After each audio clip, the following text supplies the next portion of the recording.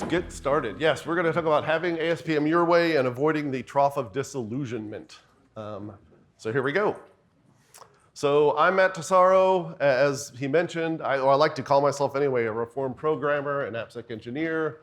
I'm currently the CTO and co-founder of Defect Dojo, Inc., which is all around the OWASP Defect Dojo project, which I am one of the core maintainers of. I'm currently the host of the OWASP podcast. I'm currently a board member, although my term ends in December at OWASP. I also ran the AppSec pipeline and the WTE project. Just so you know where I'm coming from, I have 22 years of doing free Libre and open source software. This is a Linux laptop from System 76. I love those guys. I'm so mean, I gave both of my kids when they went off to college a Linux laptop. But that's just the kind of guy I am. I was like, I'll buy you a laptop, but it has to run Linux. I'm a Golang fanboy, and that was me testing for my EDON, which is a second degree black belt, where I actually got this bulk up high enough to break two boards at once, which was scary, but I made it. I didn't land on my backside, which is a good thing. So what are we going to talk about today? So we have the first section where I'm just going to kind of define ASPM as much as anyone can define ASPM. I'm going to do an overview of ASPM in the marketplace. I'm going to talk about the real value of ASPM, at least from my perspective. Deja vu all over again. And then I'm going to talk about AppSec first principles, and then we'll wrap up with making ASPM real and actionable. So let's first define what ASPM is, right? And by the way, if you Google it, there's actually other abbreviations with that, which is kind of funny, I thought. I actually had to put what it was to Google it. I thought that was hilarious. So this is according to Gartner. Application security, posture management, analyze security signals across software development, deployment, and operation to improve visibility, better manage vulnerabilities, and enforce controls. Security leaders can use ASPM to improve application security, efficiency, and better manage risk.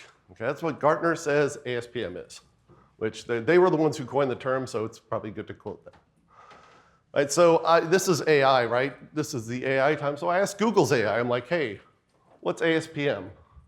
And they said that these three, Dale Diosanio, I'm butchering names, and Manjuanth, I'm also butchering names, coined the term. They work at Gartner in 2023. ASPM is a method for analyzing security signals throughout the SDLC to help organizations improve security of their applications, a holistic approach, right? Quickly identify and resolve app problems. Okay, so that's pretty much the same. My takes. So when I looked at it, I'm thinking, that's probably what you're already doing in AppSec. I don't see anything new about those two definitions, to be honest with you. Maybe it's a new label. I think the use of signal that Gartner uses is kind of interesting. I probably would have said feedback loop, but yeah, whatever. To me, it kind of feels like shift left plus plus, like yet another term about doing AppSec. Understanding an inventory is crucial. I totally agree with that, particularly because I've never, raise your hands if you have too many people on your AppSec team. Oh, gee, no one's raising their hands, right? That's kind of standard practice. But none of this feels new to me, to be honest with you.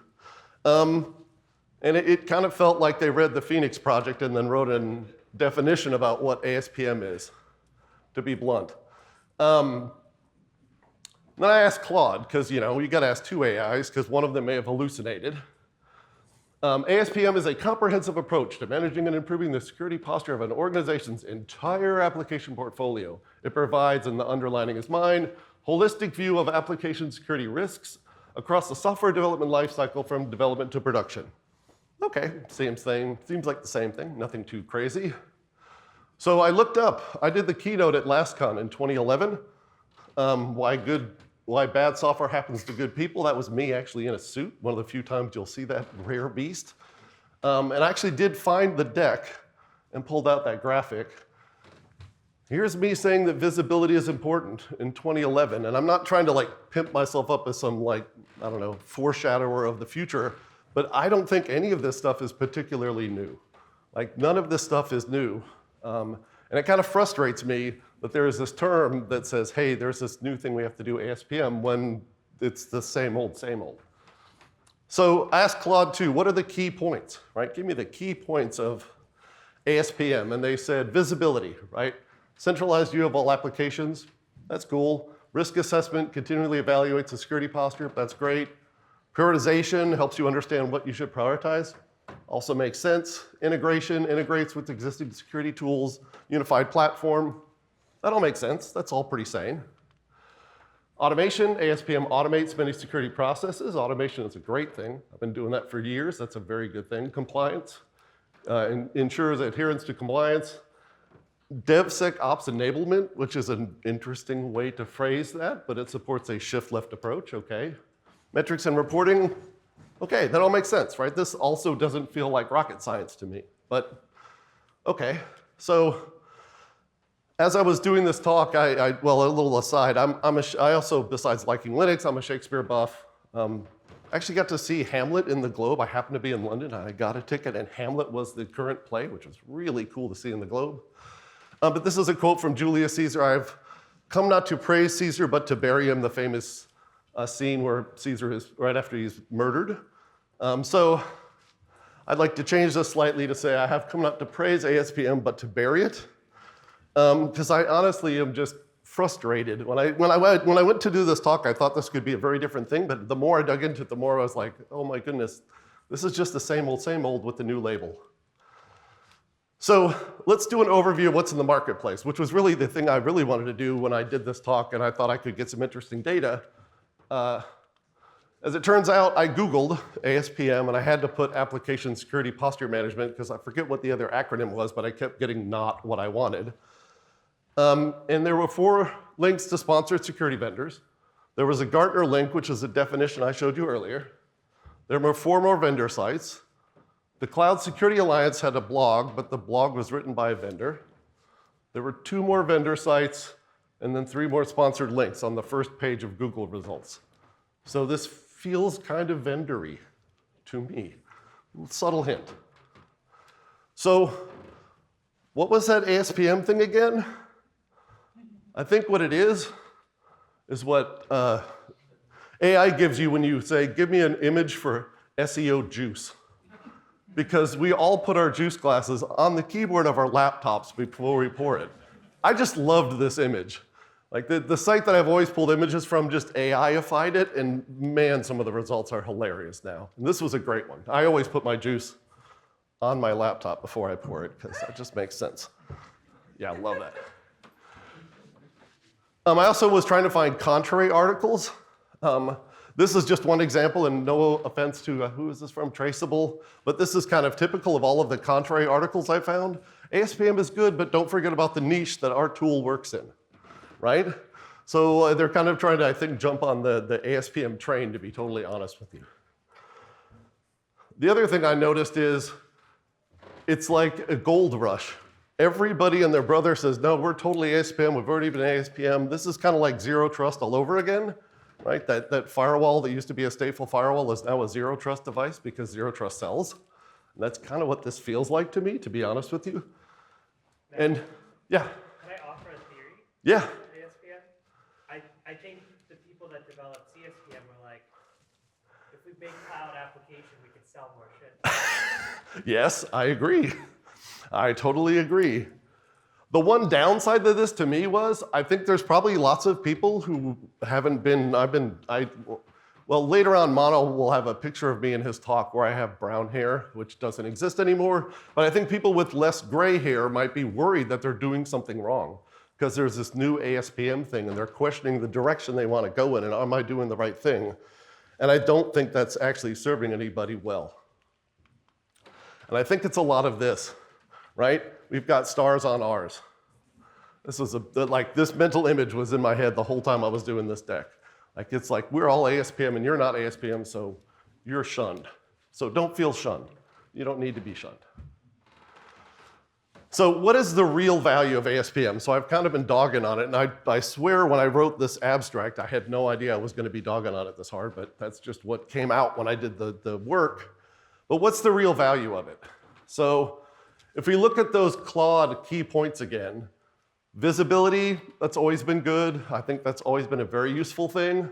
Risk assessments have been happening since the dinosaurs started eating people. Prioritization is obviously important if you have limited resources, which is just par for the course. Integration, yeah, I could maybe give them this because it's somewhat newer with CI/CD, although AJ and Scott and I were doing that at TEA back in, what, 2007? Yeah, so it doesn't feel all that new to me. I think we were super early, mind you, but it doesn't feel all that new to me. Automation has been great forever. Compliance, ever since we had regulations that we had to comply to. DevSecOps enablement, the whole shift left. Sort of new, at least as a term, although it's always been a good thing, and metrics has always been necessary. So none of these things feel revolutionary. So what is the value of ASPM again? And this is assuming you don't just want that SEO juice on your laptop keyboard.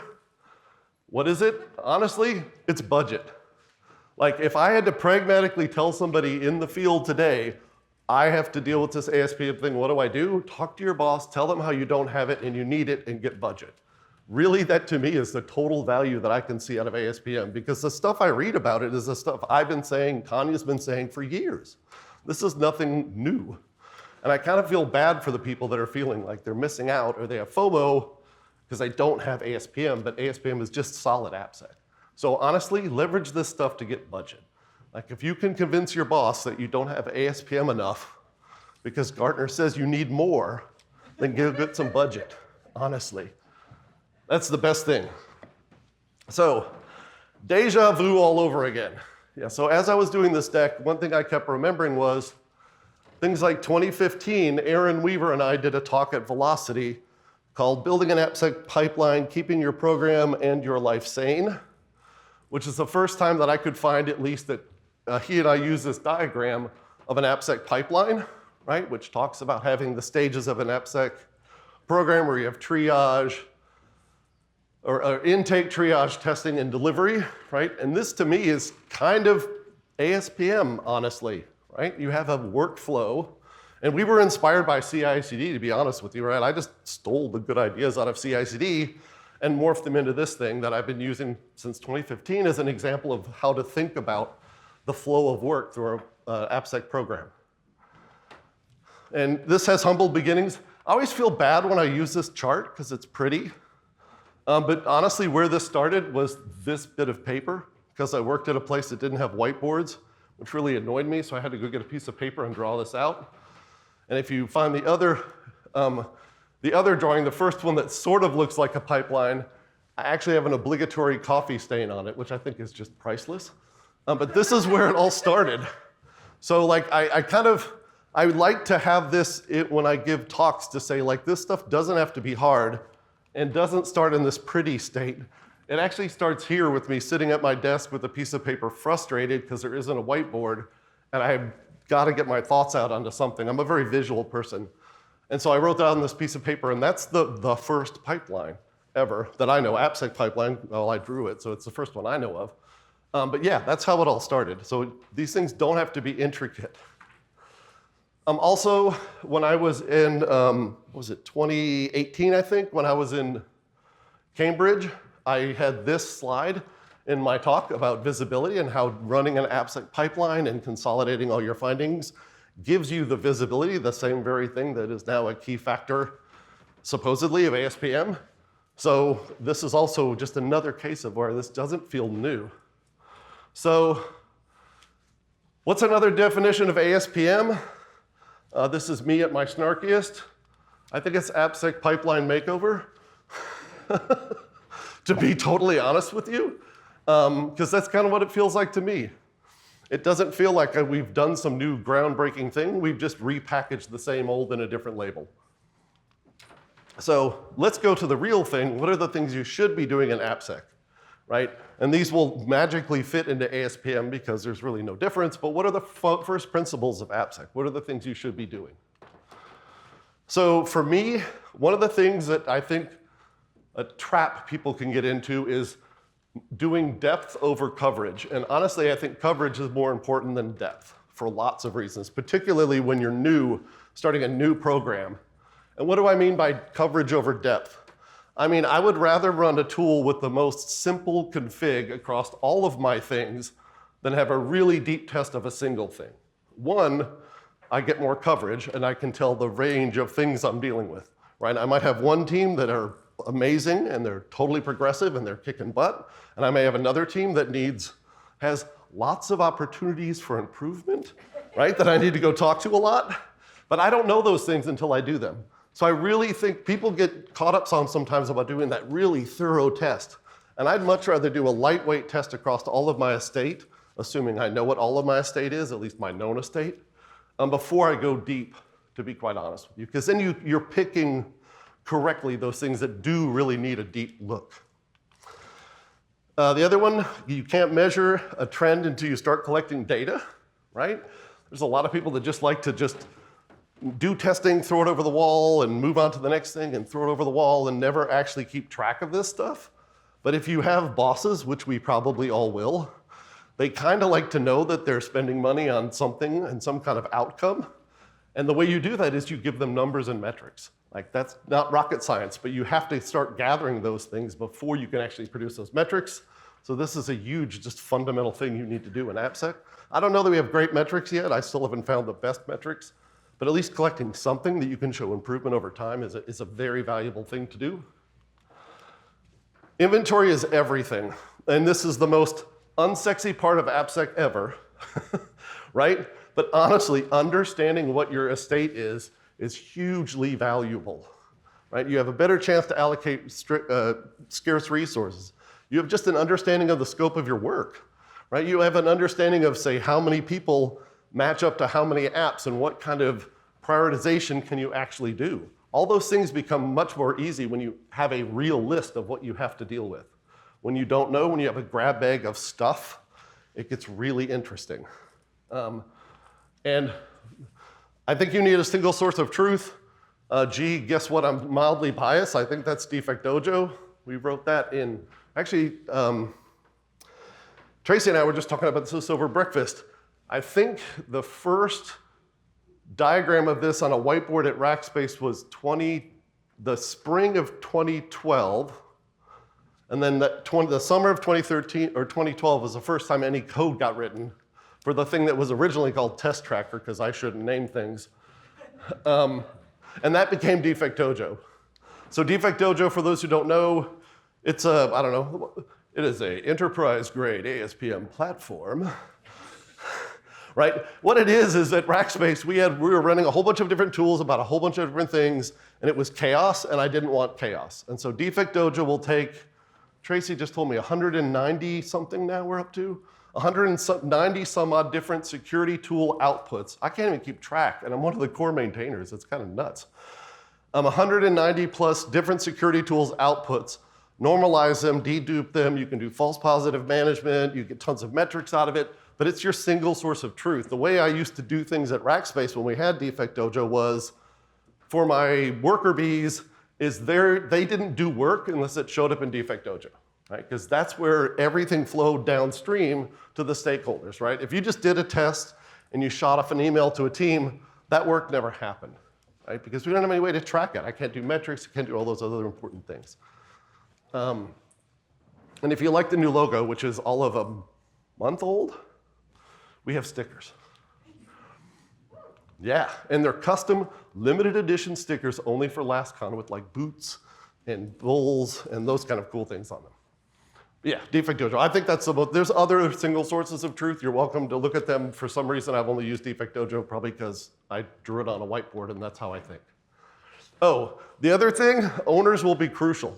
Like, understanding who owns the problem is a fundamental thing in AppSec that a lot of tools don't do a great job doing, honestly, and a lot of teams don't even have an idea about it. I remember earlier in my career, we had an interesting issue on an app where the single sign-on system had a problem, but that problem had to be fixed in the apps behind the single sign-on system. So the problem was really in the apps behind this SSO. And I made a giant spreadsheet of all the different apps behind this SSO, 100 and some odd of them. Wrote this scientific algorithm, which was really me just guessing at the importance of things that I called the fear factor, because that TV show was on at the time. And I ranked all these apps, right? And so we had from 1 to whatever of these apps, let's go fix them. And I started dealing and trying to find the owners. Turns out that the tail end of that list of apps there were no owners. Like the place I worked didn't know who owned them. And an interesting hint, by the way, here's a stupid AppSec trick. If you need to get a list of the importance of apps and you need it quickly, go find your disaster recovery people and ask them the startup order of the servers, right? Because those will be running apps, and those will be the most important ones will be started first. I did that. I backdoored getting prioritization or understanding how important they were to the business by talking to the DRM people. That's a great, stupid AppSec trick. But anyway, we went through this process, and I ended up with a handful, it was 10 or so apps that had no owners. And I was supposed to report on Friday to the CIO the state of this remediation work. And I couldn't get anyone to even claim ownership of these. So I quite literally went to the head of the PMs with a book, because they weren't in their office, and I sat in their office and read a book, waiting for them to show up. They showed up, and I said, hey, I just wanted to let you know, here's these 10 apps. And by the way, I'm going to tell the CIO that they're all yours because you're the head of PM and I can't find owners. And they went, what? You're not doing that. Give me that list. And I gave them the list. And they went, Bob, Sally, John, Bob, Sally. There's your owners. So I literally went around and told people, hey, there's this app, and by the way, you're the owner as of, 10 minutes ago, and we need to get it remediated. But it works. But ownership will be a huge fundamental problem. What's this one? Oh, yes. Empathy, shadowing, and swapping roles. This is another thing that I think is hugely important, and this is kind of a take on the CAMs, I think, from DevOps. Right? If you've never done development, I love this when CI/CD got to be a thing, and people are like, well, these stupid developers, why don't they just do CI/CD? And I'm like, have you ever actually set up an automated pipeline? There's work there. Like, it's not like a boop, I've got CI/CD. Why didn't they push the button, right? There's work there. And if you didn't understand that, if you've never lived that, it's really hard to have the empathy to understand, yes, I would love to have this really super automated build process with testing all wired in and beautiful and happy, but there's work there. So how do we empathetically talk to the dev teams and get this at least moving in the right direction? And swapping roles is hugely important. We did this at Rackspace. We had one team that was stupid fast, 75 deploys a week. They were stupidly fast. The only time I've ever found an issue, one of my teammates found an issue, reported it to them over IRC because it was Rackspace. They said, can you give us HTTP? We sent the HTTP. Wait a few minutes. And they're like, okay, it's fixed and it's been rolled to production. We're like, we haven't even written up the bug. So we literally opened a JIRA issue and closed it because they fixed it before we could even write it up. It was beautiful. That's only happened once, but that was a really great team. But that same team honestly did this very interesting process of, there was all developers, air quotes, or engineers, and every week somebody had the deployment hat, and then they moved every other week. So if you did something stupid that foobarred the deployment, you were quite likely making your coworker's job pretty awful, and that might be returned as a favor later on when you had the hat. So there was this lovely incentive structure, plus just honestly understanding of what it takes to make stuff roll out the door as a deployment. So that kind of swapping of roles and shadowing is hugely valuable. So if you're not doing that, make friends with the people you interact with, your stakeholders, the QE or QA people, the devs, interact with them and kind of get an idea of what it's like to live in their shoes. That's hugely valuable. Okay, and I'm going to talk about what I call the generations of pipelines. This is where it started. I showed you this earlier, right? Intake, triage, test, and deliver with the vulnerability repository at the end. So you have one sort of output, one single output source, basically, instead of a dozen if you have a dozen tools. So the first gen pipeline, for me, is all about getting your house in order, right? So when I've been dropped into an AppSec team many, many times, and sort of the first thing I want to do is understand what's going on and sort of get my own house in order, because I don't want to reach out to other teams if my team is dysfunctional. I want to get my team functional before I actually reach out and try to interact with other teams. So this is what I consider my Gen 1 pipeline. It's like, let's figure out the work that's on our plate, the tools that we have, what the process looks like, and then get that smoothed out so everyone's speaking the same language internally in your AppSec or product security team or whatever you call yourselves before I reach out. So that's Gen 1 pipeline. Gen 2 pipeline is, I've got my stuff in order.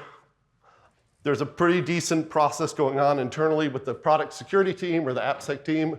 And now I want to start reaching out, finding those teams that are friendly and saying, hey, you've got some CI/CD. Can I put this non-blocking action in there and just pull some data out? Right? It's never going to be red. It's always going to go green. I just want to get data out. Right? It's a nice sort of light touch way to sort of interact with dev teams and let them know you're not here to just be the schmuck who says no. You're actually someone who just wants to find better software at the end of the rainbow, hopefully. Right? So that's the Gen 2 pipeline.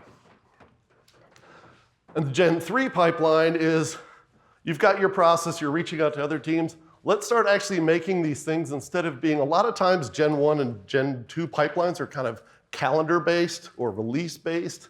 Let's make these event-based. How do I do something that, say, whenever a PR happens, it triggers a bunch of tools to run. Those tools find results. Those results, say, get shipped to Defect Dojo. Maybe I have a Slack notification that goes out to the team that says, hey, you just did a PR. There were these issues in it, right? You have this really fast feedback loop. But in this case, I have an event happening. It's talking to an AppSec pipeline, which kicks off a bunch of containers. By the way, containers are an awesome way to do tooling. Very, very portable. And you can control how they run, which is fantastic. But fired off a bunch of containers at targets. All those targets ran. They shipped their results to the API of Defect Dojo. And then in Defect Dojo, you can have alerts and notifications to do things like ship out a thing to Slack or push them to Jira or whatever you need to do. False positive management, all that other stuff happens. So this is sort of the third gen where you really get fancy. I did this at Duo Security, and it was insane. This is the first time I did this, and I had no idea what I was doing, to be honest with you. I tried, and this is full disclosure, I tried a first thing from about this time of year to Christmas using Jenkins. And this is not to throw Jenkins under the bus. At the time, though, it didn't handle container launching really well. And I would get random failures. Like it would work 3 times, and the 4th time it would just completely fall apart. And then it would run 4 more times, and then the 5th time it would fall apart. So I could never get it consistently to run. So I had to throw that away, honestly. And that was a painful discussion with management of like, by the way, you've been paying me for a month or 2, and I have nothing to show for it. Sorry. But the next iteration of it, we changed what we did. We did a whole bunch of containers with tools built in, running in ECS, with an EFS mount where they wrote all the results. And then I had another program that ran through the EFS mount and shipped all those results to Defect Dojo. With this event-based thing, I could run 36 repos worth of code in 3 minutes and 36 seconds. Do a checkout of the code, run a tool to figure out what the source code was, pick the appropriate tool based on what clock told me, which I was looking to find out what source code was in there, and then run those tools, ship those to Defect Dojo. 36 repos, 3 minutes. And I honestly was like, maybe we could do this weekly. This was so fast that we started to do this on every commit. It was crazy. So this is cool stuff if you can get there. It takes a while, but it's definitely worth heading in that direction. Oh, final notes on automation. For me, this has just been the rule that I've seen. When you're doing automation, I like to think of it in 3 sort of phases. And I'm completely stealing from how Debian packages work and also RPMs and probably any other Linux packaging system. You have a pre-setup, right? And for me, in the one I just mentioned, that was checking out the code from GitHub and putting it into a place, right? Then I actually have the pipeline to run. Oh, and also in the prep stage, the setup stage, was finding out what was in that repo. Because I just had a way to pull all the repos out of, in this case, GitLab. I need to know what was in there, and then based on the code, the source code that was in there, pick the right tool. But once I have the tool picked, I do the pipeline run, which is just running the tools. And then the post run is send the results, in my case, off to Defect Dojo, clean up any resources, and then if there are ways to do PR comments or those kind of things, that's where I do this at the end, because I kind of can do summary numbers. Hey, I just ran 3 tools against you, there's 2 highs and a low, or whatever, right? Bam. And then watch out, this was interesting. Watch out for haters. I actually had one place where we went from doing 44 assessments in year 1 to doing 400 and some odd assessments in 2 years down the road. So we 10x'd almost, 9.4, I think, if I remember the math correctly. And I started getting blowback from other of the CSO group saying, hey, you guys are making us look bad. You're going too fast. I was kind of like, why is that my problem? Like, I'm sorry, but I'm not going to go slow. I'm just going to keep going because that's just my nature. But if you do this and you start really performing well, you will get some haters. I did. I have several times. So watch out for that. That's just a warning. So how do we make ASPM real and actionable? So these are this is a summarization of the talk I gave last year at LASCON. And that talk was basically, you've been voluntold you're doing AppSec. How do you do it? Right? And so I've summarized that in the next couple of slides. But there's really 4 whats, right? Intake, what's come into my life? What do I need to test? Is it regulatory based and every quarter I gotta do a thing? Or is it, there was just a release about to happen and I need to do a pre-release flight check? Is it a PR just happened and I need to check that PR? But there's something that lands work in your lap, right? And you've got to do something with it. The second one, triage. What resources are worth putting towards the goal of understanding the security of this thing? Sometimes that's a lot. Sometimes that's nothing, right? It depends. The context is hugely important. At several places I've worked, I've sort of created a 3-bucket system, right? High, medium, low. If you were a high or an important app, you got every tool I had that made sense to run against you. If you were a medium app, and manual testing as well for the highs. If you were a medium app, you got everything I had that I could automate against you. And if you were a low app, I automated against you and I did the thing you're not supposed to do. I sent them a PDF of the results and I walked away. Because I just didn't have the manpower in my team to do that, but I felt I at least should give them something, right? It was not the optimal solution, but under a resource constraint, that was the best I could do. Test, what's the current security state of the target? This is running the test to understand what's going on, usually fairly straightforward. And then deliver, what addresses the needs of the downstream stakeholders, right? This can be management, this can be developers, this is whomever, but you have to understand what they need to make sure that you gather that data and present it in a way that you can actually get results back from them, right? And we've had several conversations already at LASCON about this very thing. And then the 2 fundamental truths, the ground truths, know where you are today, right? This is getting an assessment of where you are today in terms of the state of your program, particularly if you just got dropped in. You really kind of got to figure out what's going on there. And have a single source of truth. That's just been hugely valuable in my career. Like even stupid tricks that I've done with Defect Dojo of, at one place I worked, we had a really bad habit of having PMs do drive-bys and say, hey, what's so-and-so app look like? We wrote a chat bot that I could actually ask Defect Dojo, this app, and I think metrics, I can't remember what we called it, but it would literally spit back, oh, there's 3 criticals, 2 highs, and a low in this app. So I could literally just answer those drive-bys in seconds, right? But that's the kind of stuff you can do if you have a single source of truth. Hugely, hugely valuable. The other funny thing about single sources of truth, in all but one place I've ever worked, they became the de facto app inventory, right? Because no one else had anything even close to a list of all the things. So I just started writing them down and my ad hoc list became the official list, almost accidentally. And everyone has a plan till they get punched in the face. It's really easy to say these things. It's a lot harder to live them, so understand that yes, it's really easy for ASPM or me or anybody to sit up on stage and say, you just do these things. But there's a lot more to it. There's going to be all kinds of interesting political intrigue that happens, like the hater thing I talked about earlier. So just understand that you will have to iterate continually to get this stuff done. Okay, key takeaways. ASPM equals AppSec, to be honest with you, maybe plus pipeline if I'm feeling snarky, but it's really all ASPM is, so don't get wrapped around the axle about how that's different. And one way to avoid the hype train is just don't ride the ride, right? Plan your own path.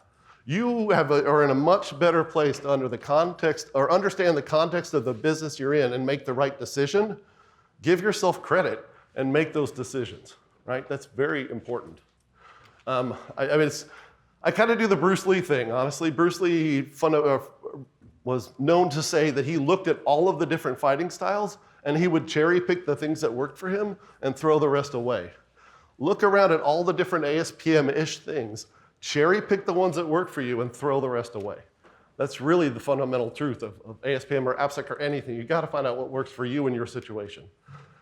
Crucial to any program is gonna be that inventory, a single source of truth, and I will die on the coverage over depth hill, honestly, every day to Sunday. You will have to iterate. You will make lots of little progress, but if you continue to make lots of little progress, you can have huge gains. That 9.4x thing I mentioned earlier wasn't like one thing that happened. It was 2 years of slow iterations, that everything got slightly better every time we did it, and then suddenly we were hauling booty. I mean, this is what Walmart did to make $1 billion. They just made a penny or two on every bit of toilet paper that went out the door, and suddenly they're a huge company. Automate the things that don't take a human brain. This is really important. I mean, automation can be kind of a bit of a trap of sexiness and fun stuff to do. I'm guilty of that myself. But if you can automate those drudgery things, you also have the added benefit of reducing time to take to do things, which is great. But really, you're taking the drudgery out of your employee's day. I've had several jobs where I was literally a meta AppSec person. I didn't do AppSec. I just made all the people around me do AppSec with a lot less potholes and paper cuts. And gee, the team was much happier. It's shocking, right? So this is a great thing to do. Find those things that don't take a human brain, that are just dumb rote tasks, automate those away. And I don't care what anyone says, tech is great and I love it, but people are the most critical resource. Those people, you will not have enough. There'll be interesting personal conflicts between them, so people are really crucial. And I've heard that now in several talks at this conference, which is great. I love the fact that people are kind of realizing, like, this tech stuff is cool, but if I hit A, I get A on the keyboard. If I ask someone to do something for them, they don't always respond in the way I expect. And then from one of my favorite movies, Brazil, listen, kid, we're all in this together. And that's true, we are. So I invite you to team up and talk to people and get smarter, and also keep calm and AppSec on. And that's it.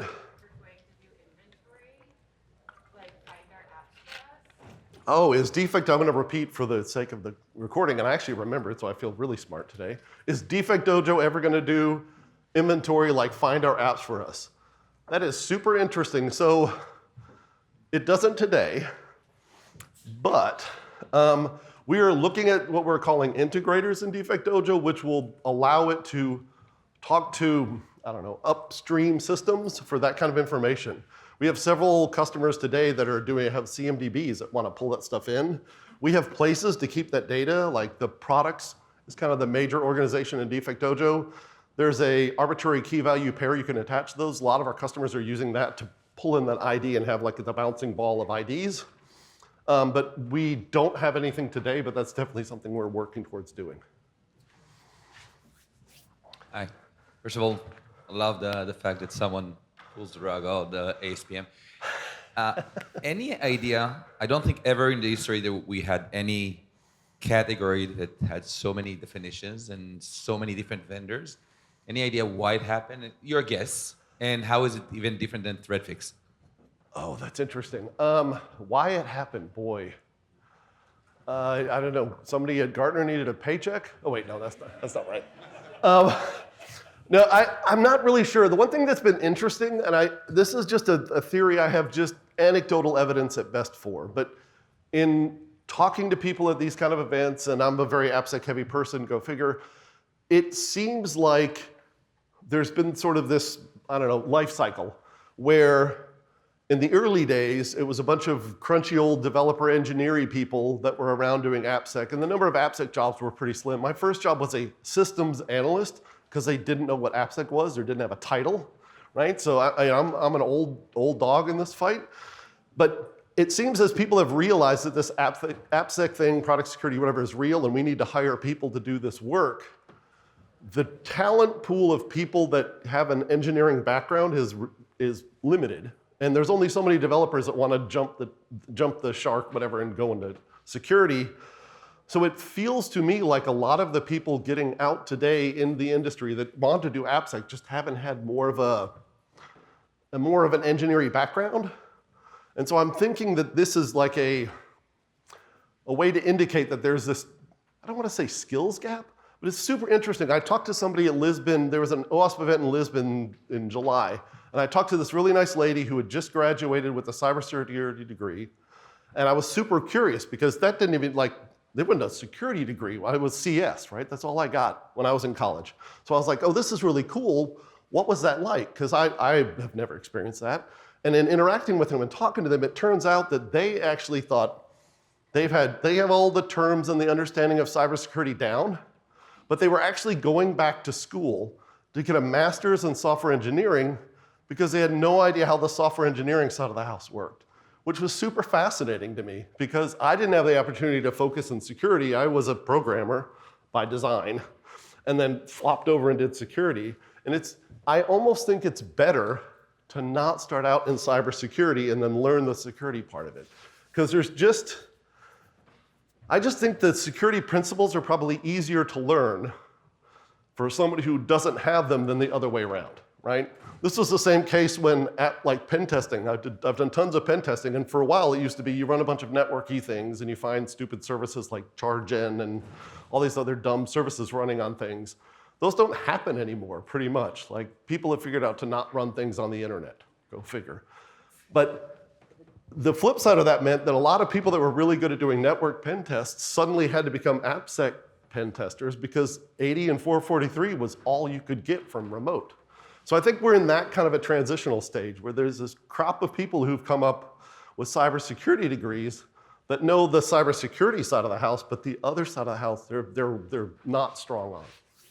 Which I think I would say is there's a crop of all these InfoSec programs where they come out and they know risk management and they know the buzzwords and they know compliance and security awareness, but they don't know how applications work.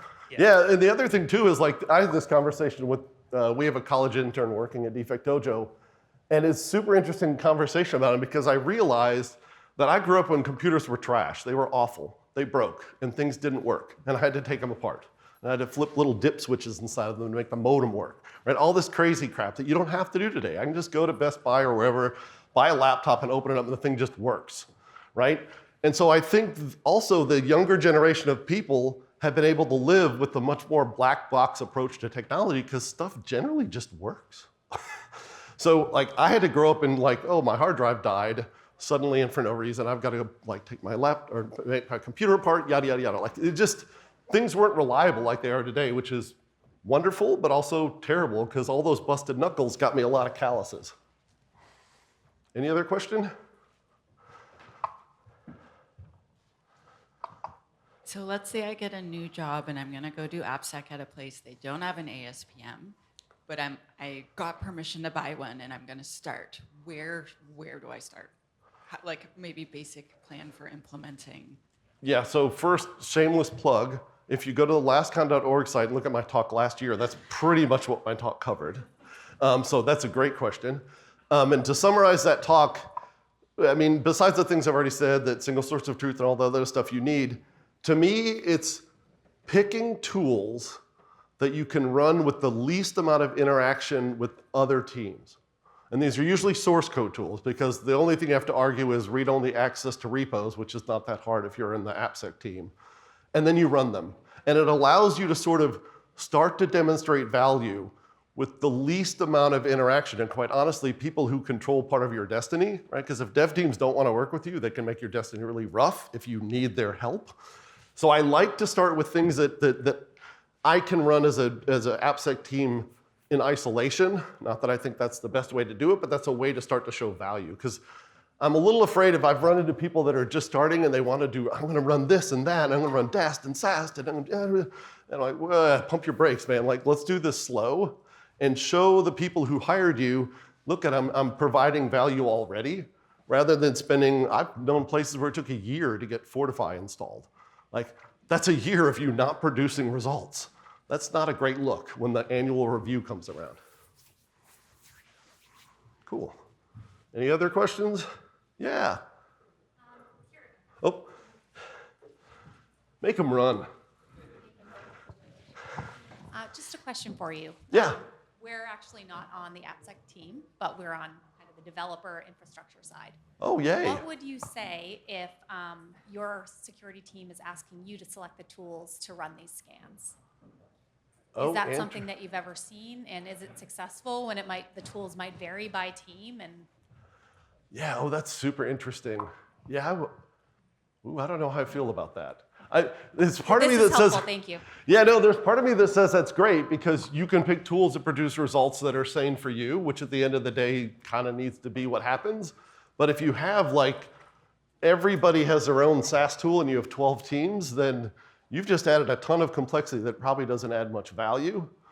I'll tell you one thing that this brings to mind. I talked to the CISO of American Airlines at a DevSecOps Austin conference a couple years ago, and he said something that just really stuck with me, is he was looking at all of his dev teams, and they have all these different libraries to do all these different things, and inevitably, I think they were a Java shop, but whatever they were, right? They bring in a junior dev, and the last place they worked, they use the IB login Java log library, but the rest of the team is using, I don't know, whatever, Weeby logs, right, or whatever. Like there's like 6 different logging libraries across teams because the people they hired just happen to be familiar with one of them.